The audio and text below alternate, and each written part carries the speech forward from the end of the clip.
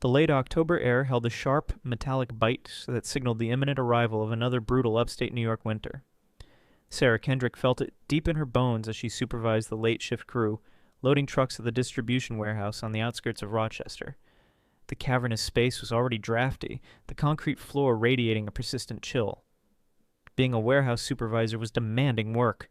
Long hours on her feet, managing schedules, troubleshooting logistics, dealing with temperamental equipment and sometimes equally temperamental crew members, but Sarah tackled it with a pragmatic competence that had earned her respect if not riches. It was a solid job, demanding but predictable, a world away from the emotional volatility and financial chaos that seemed to perpetually orbit her family. As she signed off on the final shipment manifest, the weariness settled in. It wasn't just the physical toll of the job. It was the constant, low-level drain of being the designated grown-up in the Kendrick family. A role she'd reluctantly inherited 2 years prior, coinciding almost exactly with her younger sister Amy's spectacular implosion into the world of multi-level marketing. Amy, 5 years younger and perpetually convinced she was one brilliant idea away from influencer stardom, had gotten sucked into a wellness MLM scheme, hawking overpriced essential oils and dubious nutritional supplements. Armed with glossy brochures and testimonials from diamond-level uplines, she'd convinced their parents, George and Martha, that this was her path to entrepreneurial glory. George, a proud man recently forced into early retirement after decades at a local manufacturing plant that downsized, had been skeptical, but ultimately yielded to Martha's enthusiastic enabling. Martha, working part-time at a department store to make ends meet on George's modest pension, saw only Amy's boundless and baseless optimism, blindly handing over a significant chunk of their already dwindling savings for Amy's starter kit and inventory investment. The predictable crash came swiftly. Within 6 months, Amy was left with boxes of unsellable oils cluttering the basement, alienated friends dodging her recruitment pitches, substantial credit card debt racked up chasing elusive bonuses, and parents whose retirement cushion had effectively vanished.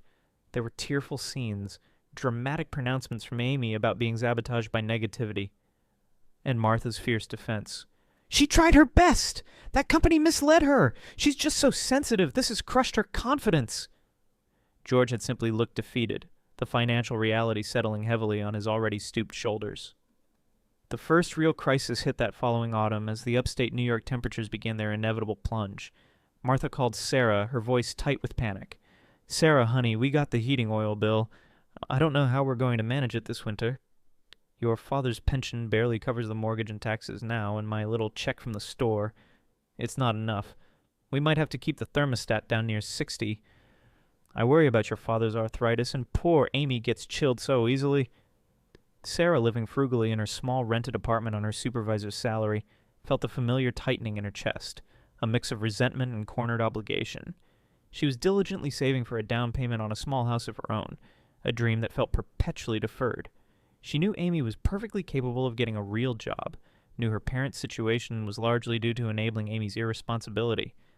But the image of her retired father shivering, of her mother genuinely distressed, even if manipulative, was a potent one. "Look, Mom," Sarah had finally said after a long pause, carefully choosing her words. I can cover the heating bill, but only the heating bill. I'll set up a budget plan directly with the oil company, maybe $500 a month. It comes straight from my account to them. That way you don't have to worry about that specific cost this winter." She emphasized, "But this is temporary, Mom, just to help you guys get through the cold season while you figure things out." Martha's tearful gratitude had been effusive. "Oh, Sarah, thank you. You're a lifesaver, a true blessing. We knew we could count on you." That was 2 years ago. The temporary arrangement had, of course, become permanent. $500 automatically debited from Sarah's account each month, 12 months a year, totaling $6,000 annually, a significant chunk of her hard-earned income. George and Martha figured things out by simply accepting Sarah's contribution as a new baseline. George still puttered around the house, Martha still worked her part-time retail job, and Amy, now in her late 20s, still lived at home, drifting between half-hearted job searches, vague online projects, and complaining about her lack of funds, while simultaneously sporting new clothes Sarah suspected weren't bought with job interview money. The heating bill became Sarah's unspoken burden, the tangible price of maintaining a fragile peace. Occasionally, Martha would comment, Thank goodness Sarah handles the heat, George. One less thing for us to worry about, with a casualness that grated on Sarah's nerves. Amy once even asked during a rare visit Sarah made, "Since you're paying for the heat anyway, maybe you could chip in for better insulation? This old house is drafty." Sarah had just stared at her, speechless at the audacity. She worked extra shifts at the warehouse, the physical exhaustion a dull counterpoint to the simmering resentment. She saw photos Amy posted, weekends away with friends, who paid, new hairstyles, expensive coffees, while Sarah carefully budgeted her own groceries. The injustice festered, a low-grade infection in her relationship with her family. She loved them, in the complicated way one loves family, but she felt profoundly unseen, her sacrifices taken entirely for granted, her role reduced to that of a functional utility, the provider of warmth. She just hadn't known how deeply the resentment ran, or how close it was to the surface until that late October evening when her father called, his voice casual, delivering a blow colder than the impending winter. Late October settled over upstate New York, stripping the last defiant leaves from the maple trees and leaving skeletal branches stark against a gunmetal gray sky. The air had turned sharp, carrying the unmistakable promise of the deep freeze to come. Inside her modest Rochester apartment, Sarah Kendrick had just gotten home from another long shift at the logistics warehouse, the lingering chill of the loading docks still clinging to her. She was looking forward to a quiet evening, maybe heating up some leftovers, mentally steeling herself for the obligatory Thanksgiving planning call she knew would come soon from her mother. The holiday was a fixed point, the one time a year the Kendricks reliably gathered, usually involving a chaotic potluck at her parents' older house. Her phone rang, displaying Dad's cell. Slightly unusual, it was typically Martha who handled family logistics. Sarah answered, bracing slightly from whatever minor crisis needed handling. "Hey, Dad, what's up?" George Kendrick's voice came through, gruff as always, but with an unfamiliar layer of forced casualness that immediately set Sarah on edge. "Sarah, yeah, listen, about Thanksgiving this year." He cleared his throat awkwardly. "Your mother and I were talking, and, considering everything, we decided, well, it's probably for the best if maybe you make other plans." Silence descended. Sarah slowly lowered the container of leftovers she'd just pulled from the fridge. "Other plans?" she repeated, her voice flat, incredulous. "Dad, what are you talking about? It's Thanksgiving." George hurried on, clearly uncomfortable but pushing through his script. "Look, it's Amy. You know how she gets. She's been under a lot of stress lately, feeling very overwhelmed with things." The vague things presumably referred to Amy's continued unemployment and lack of direction since her wellness MLM venture had predictably crashed and burned 2 years prior. "Your mother feels very strongly," he emphasized, subtly shifting responsibility, "that Amy needs a completely calm, completely stress-free holiday this year. No potential disagreements. No friction, you understand." The implication hung heavy and unavoidable in the air. Sarah was the source of potential friction. Sarah's grip tightened on her phone. "Friction?" she asked, her voice dangerously quiet now. "Let me get this straight. I am being uninvited from our family's Thanksgiving dinner, the only holiday we always spend together, because Amy might get stressed?" "Now, don't twist my words, Sarah," George said quickly, defensively. "Nobody's saying it's your fault. It's just easier this way, for everyone involved. Keeps the peace for Amy. It's only one dinner. We'll figure something out around Christmas, maybe." The casualness of the dismissal, the blatant prioritization of Amy's manufactured fragility over decades of family tradition, and Sarah's presence, combined with the years of simmering resentment over her thankless financial contributions, it ignited something cold and hard within Sarah. "Easier?" she echoed, her voice rising despite her attempt at control. "Dad, are you actually kidding me right now? Let's talk about easy. What about the $6,000 I pay every single year, directly to the oil company, specifically so you and Mom don't freeze in that draft house all winter? Does that massive ongoing contribution not earn me a damn seat at the Thanksgiving table this year? Or is that just another thing I'm expected to provide silently while Amy gets catered to?" George sputtered, clearly rattled by her direct confrontation about the heating bill, a topic usually shrouded in grateful murmurs from Martha and passive acceptance from him. "Now hold on. Let's not drag money into this. That's different. That was helping out when we were in a tight spot." You offered. Offered? Sarah snapped back, the injustice burning hot and clean now. I offered temporarily, Dad. 2 years ago. Because Mom called crying about the pipes freezing after Amy blew through your savings. You've treated it like an entitlement ever since. $500 a month, every single month, deducted from my paycheck. Money I break my back for at that warehouse, so Amy can continue living rent-free and pursuing her next get-rich-quick scheme. Suddenly Martha's voice, sharp and accusatory, cut into the call. She must have grabbed the phone from George. Sarah Marie Kendrick, don't you dare speak to your father like that. He is trying to explain nicely. And how dare you be so utterly selfish? The word hit Sarah like a physical blow, knocking the air from her lungs. All you ever think about is yourself and your money. Your sister is going through a very difficult, sensitive time. She needs peace and family support right now, not your negativity. Can't you think of anyone but yourself for one single day? Selfish. There it was. The ultimate weapon in their arsenal, deployed whenever he dared to assert her own needs or question the imbalance. The word, so wildly inaccurate given the reality of her sacrifices, didn't just hurt this time, it severed something. The last vestiges of a weary obligation, of hoping for eventual fairness, vaporized in the heat of that single poisonous accusation. A chilling calm descended over Sarah. The tremor of anger ceased, replaced by something colder, sharper. You know what, Mom? She said, her voice suddenly level, almost detached. You're absolutely right. Martha sounded momentarily thrown off by the agreement. Well, good. I'm glad you finally understand the situation. Oh, I understand perfectly now, Sarah interrupted smoothly, the ice in her voice unmistakable. Amy needs peace. Amy needs a stress-free environment. You need to cater to Amy's fragility. Understood. Loud and clear. She paused, letting the silence stretch for a beat. Well, don't let me stand in the way of your cozy, stress-free, entirely Amy-focused Thanksgiving. Before Martha or George could formulate a response, sensing the dangerous shift in her tone but not yet comprehending its implication, Sarah continued, her voice like chipped flint. Have a wonderful holiday. Click. She decisively ended the call, staring down at the now dark screen of her phone. Her knuckles were white where she gripped the device. The decision wasn't even a conscious thought process anymore. It was an immediate, visceral, inevitable reaction. They wanted her out of the way? They thought she was selfish? Fine. They could have their peace. They could handle everything themselves, starting with the heating bill. She immediately picked up her laptop. The silence that descended after Sarah ended the call with her mother felt different. Heavier, colder, more final than simple quiet. The selfish accusation, the final dismissive proof of her expendability in their eyes, echoed not with pain anymore, but with the clang of a closing door.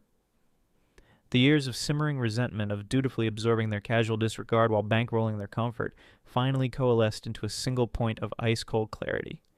They had made their choice about her place in the family. Now she would make hers. Still standing in her small, overly warm apartment, the cheap fan whirring uselessly against the lingering late-October humidity, Sarah didn't hesitate. She walked directly to her laptop, flipped it open, and navigated with practice speed to the online portal for Upstate Fuel and Energy, the company that supplied her parents' house with heating oil. She logged into the account she had meticulously set up and managed for the past 2 years. The account linked directly to her bank account, with her name, Sarah Kendrick, clearly listed as the primary contact and financially responsible party. She found the service address, 12 Maple Street, and scanned the account options. Schedule delivery, view payment history, update billing info. And there it was, stark and simple. Request service termination. Her finger hovered over the link for only a fraction of a second before clicking decisively. The system prompted her for details. Reason for termination? She selected Account Holder Request from the drop-down menu. Requested termination date? The system defaulted to the end of the next billing cycle, nearly a month away. She manually overrode it, selecting the earliest possible date the system allowed, November 1st, just over a week away. Well before Thanksgiving, yes, but critically, right on the cusp of when the notoriously brutal upstate New York winter typically began its serious assault. Close enough. She reviewed the details one last time, then clicked Submit Request. A confirmation screen appeared, formal and impersonal. Service termination. Notice service for account. Account number at 12 Maple Street to the City, New York, is scheduled to be terminated effective November 1st, 2014, at the request of the primary account holder. Please ensure any necessary alternative heating arrangements are made prior to this date. Upstate Fuel and Energy is not responsible for issues arising from service termination. Sarah took a screenshot, saved it to a secure folder, and logged out. She closed the laptop lid with a quiet, definitive snap. The click echoed in the small apartment like a gavel falling. Done. There was no surge of triumph, no petty glee, just a profound, chilling sense of finality. She had cut the cord. November 1st arrived uneventfully. Sarah noted the date on her calendar, but felt no immediate shift. She knew there would likely be some residual oil left in the tank at her parents' house, enough to keep the furnace running for a few days, maybe even a week or two if they were lucky and the weather held mild. Her family, wrapped up in their own dramas and oblivious to the change she had set in motion, wouldn't notice anything immediately. But upstate New York weather rarely stayed mild for long in November. Around the second week of the month, the shift began. The crisp autumn air vanished overnight, replaced by a biting wind sweeping down from Canada. Temperatures plummeted, dipping below freezing even during the day. The first significant lake-effect snow squalls began rolling in off Lake Ontario, dusting Rochester and the surrounding towns with a wet, heavy blanket of white, snarling traffic and signaling the true start of the long winter ahead. News channels issued frost warnings and advised residents to ensure their heating systems were operational. Inside the aging house on Maple Street, George and Martha likely noticed the increased chill. George probably nudged the thermostat up a few degrees. The old furnace, dutifully burning through the last dregs of heating oil Sarah had paid for, would have kicked on, pushing warm air through the vents one last time. Amy might have complained about needing to wear a sweater indoors. Then one particularly frigid morning shortly thereafter, the familiar rumble of the furnace igniting in the basement simply wouldn't happen. The house, already cool, would begin to feel noticeably colder. George would likely have fiddled with the thermostat again, checked the circuit breaker in the basement, maybe cursed the aging furnace itself. "Damn thing must be acting up again," he'd grumble to Martha. "Probably needs a cleaning." Perhaps they called their usual furnace repair technician. The tech would arrive, diagnose the issue quickly after checking the unit itself. "Furnace seems mechanically sound, George," he'd report, wiping grease from his hands. "But the line's bone dry. Looks like you're completely out of oil." Confusion, then alarm. "Out? Already?" Martha would likely exclaim. "But we're on the automatic delivery plan. They should have topped us off." This would lead to the inevitable panicked call to Upstate Fuel and Energy. Martha, navigating the automated phone tree with rising impatience, would finally reach a customer service representative. "Yes, hello. I'm calling about the Kendrick account at 12 Maple Street. Our heat isn't working. The repairman just left, said we're completely out of oil, but we're supposed to be on automatic delivery." Sarah could picture the scene vividly, the representative patiently tapping keys, pulling up the account. "Let me see here. Kendrick at 12 Maple. Automatic delivery?" A pause. Actually, ma'am, according to our records, service to that address was formally terminated, effective November 1st. Terminated? Martha's voice would surely rise in disbelief. Terminated by who? There must be some mistake. We never requested that. "No mistake here, ma'am," the representative would reply calmly, reading from the screen.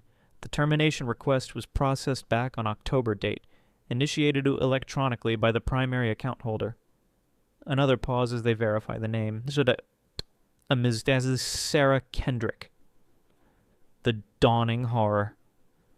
Sarah imagined her mother relaying this information to George, perhaps Amy listening in with wide eyes.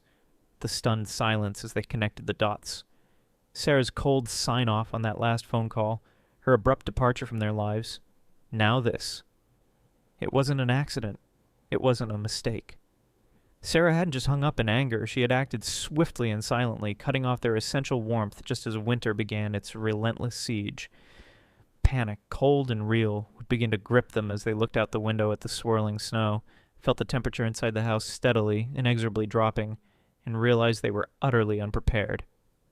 The discovery that Sarah had deliberately canceled the heating service detonated within the Kendrick household like a pipe bomb. Almost immediately, Sarah's phone began to explode.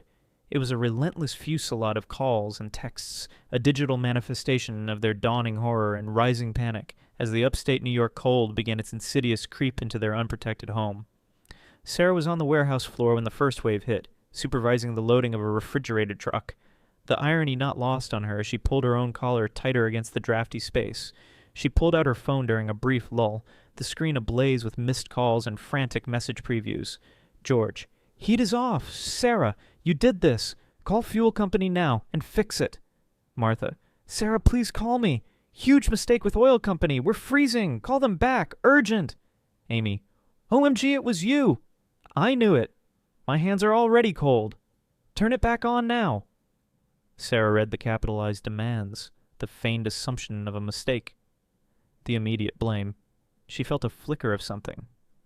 Not guilt, but perhaps the phantom limb of old obligation twitching.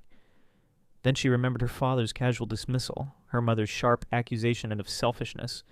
She silenced the phone, shoved it deep into her work jacket pocket, and turned back to overseeing the pallet jack operator. Not her problem anymore. As the days passed, the initial shock and anger in their messages began to curdle into genuine desperation. The weather refused to relent. Temperatures plummeted into the 20s during the day, and the teens at night. Lake-effect snow squalls became more frequent, dusting the landscape in white, driven by a wind that howled around the corners of Sarah's own small but blessedly warm apartment. She imagined the scene at 12 Maple Street, the inadequate window units fighting a losing battle, giraffes whistling through old window frames, the very air growing heavy and cold. The content of the messages evolved accordingly. George's gruff demands softened slightly, edged with a growing panic she'd never heard in his voice before. One voicemail stood out. "Sarah, Pat again. Look, okay, maybe we were harsh about Thanksgiving, but this has gone too far. It's getting damn cold in here now. Down to 55 inside this morning. The pipes. Sarah, I'm honestly worried about the pipes freezing and bursting. Enough is enough. Call the damn company." Martha's text became a near constant stream of pleading and guilt-tripping. "Honey, please, just talk to us. We can figure something out. We'll pay you back, I promise. But we need heat now." Amy is shivering constantly, says her throat hurts. This was often followed by attempts to leverage wider family opinion. "Are you really going to let your own mother and father freeze just days before Thanksgiving? What will Aunt Carol think? What will everyone say?" Amy, predictably, remained centered entirely on her own discomfort, her text a barrage of entitled rage and dramatic hyperbole. "My fingers are literally numb. I can't even type properly. This is all your fault. I think I'm actually getting pneumonia because of you. You'll be so sorry when I'm sick." Sarah continued her life. She went to work bundled in layers against the warehouse chill. She came home, cranked up her own modest heater, made hot soup, read books. She deliberately let their calls go to voicemail, read their texts with a detached, clinical coldness, and did not reply. Each ignored plea felt like reinforcing a newly built wall, protecting her own peace. She met Leo Martinez for beers at their usual spot, a cozy neighborhood pub mercifully blasting heat. She slid her phone across the table, letting Leo scroll through the increasingly desperate messages. He read them, his expression shifting from amusement to disbelief. "Wow," Leo finally said, shaking his head. "They still haven't actually apologized for the Thanksgiving thing or calling you selfish, have they? It's all just fix the heat because we're cold." Sarah shrugged, taking a grateful sip of her beer. "Pretty much sums it up." "Man," Leo laughed, a rough, incredulous sound. "Talk about entitlement. They'd treat you like dirt, then expect you to keep paying their way, especially when they're uncomfortable? Nah, serves 'em right. Good for you for holding the line, Sarah. Seriously." He raised his glass. "To boundaries and working heaters." Sarah clinked her glass against his, the small sound grounding her, the external validation a welcome antidote to the years of ingrained guilt. Later that week, just as the forecast predicted another Arctic blast, Sarah got a text from cousin Michelle, who clearly couldn't resist sharing the latest family drama. "OMG. Sarah, you are not gonna believe this. Just got off the phone. Debbie's Aunt Martha. She called me crying this time, looking for sympathy, maybe cash IDK. Said the thermostat in their house read 48 degrees this morning. 48! George apparently tried plugging in like 3 ancient space heaters at once and blew the main fuse for the whole block." Amy had a full-on screaming meltdown, wrapped herself in 6 blankets plus the dog's bed, and is refusing to come out of her room. Martha asked if we had a spare electric heater. Can you believe it? Told her, nope, sorry. What in the actual hell did you do? You're my hero, LOOO. Sarah read Michelle's text, a grim, humorless smile touching her lips. 48 degrees, a fuse is blown. Amy having a meltdown. It painted a vivid picture of chaos and desperation born entirely from their own actions. She texted Michelle back vaguely, and just decided my budget couldn't stretch to cover non-essentials anymore. Michelle's reply was instantaneous. Iconic. Reading Michelle's update, Sarah didn't feel malicious glee exactly, but a cold, hard sense of appropriateness, consequences. They had dismissed her $6,000 contribution as insignificant, treated her presence as optional, called her selfish for daring to question their blatant favoritism. The cold they were experiencing wasn't her fault.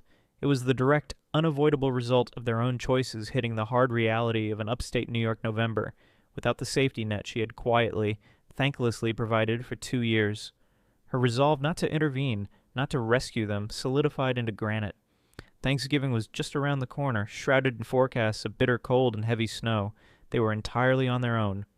Thanksgiving week arrived not with festive cheer, but under the oppressive fist of a full-blown blizzard hammering upstate New York. Howling winds drove curtains of blinding snow horizontally, burying Rochester and its surroundings under rapidly deepening drifts. Temperatures plummeted into the single digits, with wind chills making it feel well below zero. Travel advisories urged residents to stay home. The city hunkered down against the storm's fury. For Sarah, snug in her small but warm apartment, the storm was a dramatic backdrop. For her family, trapped in their increasingly frigid house on Maple Street, it was the catalyst for desperate action. Late on Thanksgiving afternoon, amidst the worst of the blizzard, a heavy, frantic pounding erupted on Sarah's apartment door, loud enough to be heard even over the roar of the wind outside. Sarah checked the peephole, her heart giving a lurch despite herself. It was George. He stood hunched against the driving snow, his thick winter coat already encrusted, his face red and raw from the biting wind, eyes wide with a mixture of panic and fury under the flickering porch light. Steeling herself, Sarah opened the door just a crack, leaving the chain lock engaged. A blast of frigid air carrying fine, stinging snow invaded her warm hallway. George immediately pushed against the door, his voice rough and desperate. "Sarah, thank God! Open the door, let me in, It's unbearable over there, 35 degrees inside, maybe lower by now. The pipes are groaning, Sarah, they're going to burst any minute." He yelled to be heard over the wind. "Your mother's half frozen, huddled under every blanket we own. This has gone on long enough. This is your fault. You have to call the oil company. Tell them it was a mistake. Pay the damn bill. Fix this." Sarah held the door steady against his slight pressure, her own voice calm, almost eerily so compared to his frantic state. "Happy Thanksgiving, Dad," she said quietly, the words barely audible over the storm. "Funny, isn't it? The last time we actually spoke, you told me I wasn't welcome for Thanksgiving. Said it was better this way, to keep Amy comfortable." She met his desperate, bloodshot eyes through the crack. "Sounds like you achieved that goal. Tell me, Dad, is Amy comfortable now?" "Damn it, Sarah, forget the stupid barbecue," George roared, frustration warring with the chattering of his teeth. "That was weeks ago." "This is different. This is dangerous. People could get hypothermia. Your mother could get sick. Have you no conscience?" "My conscience?" Sarah countered, her voice still level but gaining a hard edge. "My conscience is clear. I paid $6,000 this year alone, money earned breaking my back at the warehouse, specifically to keep that house warm, safe, and my reward, being told I wasn't wanted at the family holiday, then having Mom call me selfish for questioning it." She shook her head slowly, decisively. "My support was clearly conditional on me knowing my place and keeping my mouth shut, so now it is conditional. Conditional on receiving basic respect, which you both withdrew first." "We can't fix it," George pleaded, his anger giving way to raw desperation as another gust of wind slammed snow against him. "We have no money. The emergency oil delivery places want cash up front we don't have. The furnace guy won't come out in this storm without a guarantee of payment. We're freezing, Sarah. For the love of God, have mercy." "Mercy?" Sarah echoed the word, tasting its bitterness. The same mercy you showed me when you kicked me out of Thanksgiving. The same consideration Mom showed when she accused me of selfishness. She looked him straight in the eye. I suggest you call Aunt Carol again, or Cousin Michelle. Maybe they have some mercy to spare. She began to push the door closed against the wind. I don't. Not for this. This isn't my problem to fix anymore. Sarah, wait! Don't! She shut the door firmly, the deadbolt sliding home with a solid thunk. She leaned against the wood, listening as his muffled shouts and furious pounding continued for a minute or two, before finally succumbing to the roar of the blizzard. Her heart was hammering against her ribs, but her hands were steady. Resolve, cold and hard as the ice forming outside, settled within her. 2 days later the blizzard had passed, leaving behind a city buried under feet of snow, paralyzed by Arctic temperatures. The sky was a painfully bright blue, the sun glinting off the pristine frozen landscape.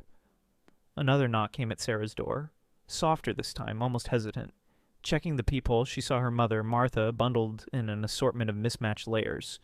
Coat, scarves, hat pulled low, looking small, pale, and utterly wretched against the snowy backdrop. With a deep breath, Sarah opened the door again, just a crack, chain still in place. Martha immediately burst into tears, her voice thin and reedy. Oh, Sarah, please! You have to help us! We made a mistake. A terrible, terrible mistake. She reached a mittened hand towards the door crack. We didn't mean it about Thanksgiving, honey. Truly we didn't. It was just a misunderstanding. Your father was just stressed, and I wasn't thinking clearly. The words tumbled out in a practiced rush of excuses and self-pity. It's freezing, Sarah, she continued, shivering dramatically despite her layers.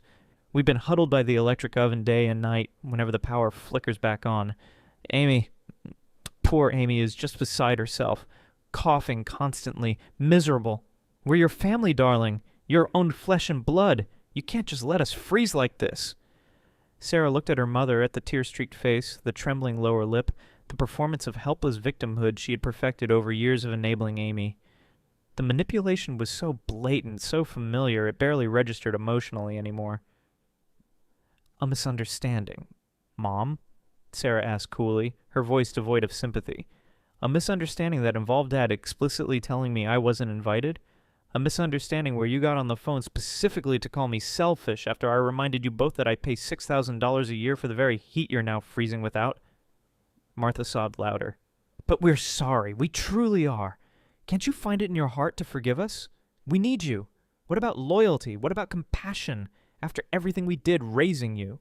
You raised me to be responsible, Mom, Sarah countered, her voice hardening, cutting through the performative tears. And I was responsible for far too long. I covered essential costs that weren't mine because you and Dad chose to enable Amy's financial disasters instead of holding her accountable. Now, Sarah pushed the door slightly, her gaze firm, it's time for you to be responsible for your choices. The choice to prioritize Amy's fleeting comfort over basic respect for me, the choice to dismiss my contributions, the choice to insult me. She shook her head. I told Dad, and now I'm telling you, I am done. Done paying, done fixing, done enabling. You need heat? You figure it out. Call Aunt Carol, ask Chloe for help, take out a loan, sell something, but leave me out of it. She began to close the door slowly, deliberately. Sarah, no, wait! Please! Martha cried out, reaching again. Goodbye, Mom, Sarah said, her voice final, and closed the door firmly, engaging the deadbolt once more. She leaned against the door, listening to her mother's weeping fades and into muffled pleas, then finally into silence as she, too, presumably retreated into the biting cold. A profound wave of exhaustion washed over Sarah, followed by the quiet, aching finality of it all. The confrontations had been brutal, draining, tearing at the deeply ingrained fabric of familial obligation. But they were necessary. The toxic cycle finally, irrevocably, was broken. She walked over to her window, looking out at the pristine, snow-covered world, her own small apartment a pocket of secure, reliable warmth. The silence felt different now. It felt like peace. The remainder of that upstate New York winter unfolded under a blanket of deep snow and unrelenting cold, but for Sarah Kendrick, the emotional landscape had undergone a significant thaw.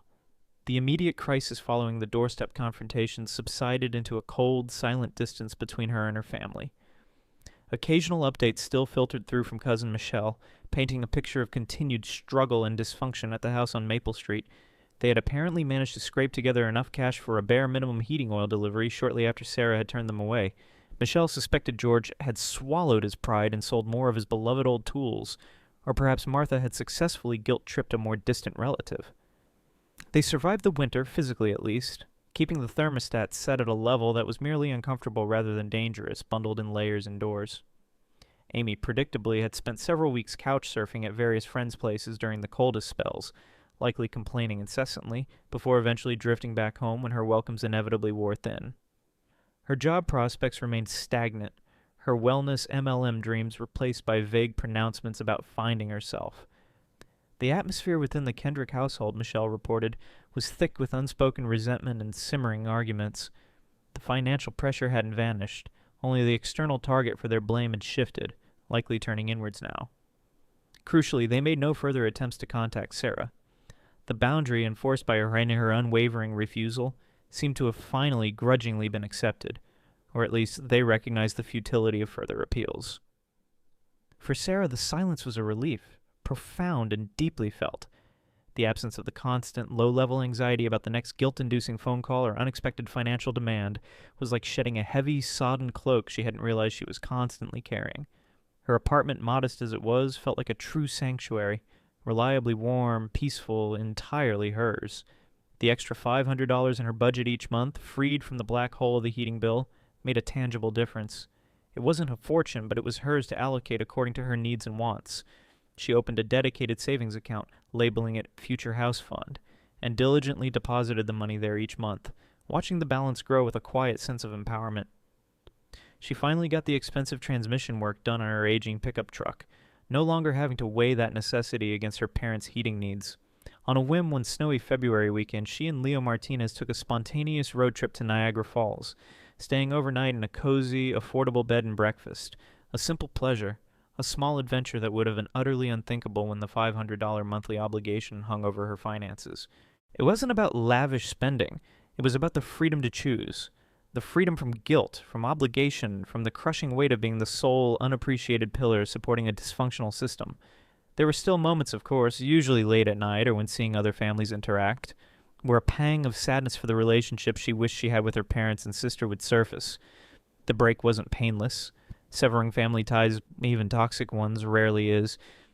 But the sadness was quickly overshadowed by the overwhelming relief, the certainty that she had done the only thing she could do to protect her own well-being and future. She didn't regret drawing the line.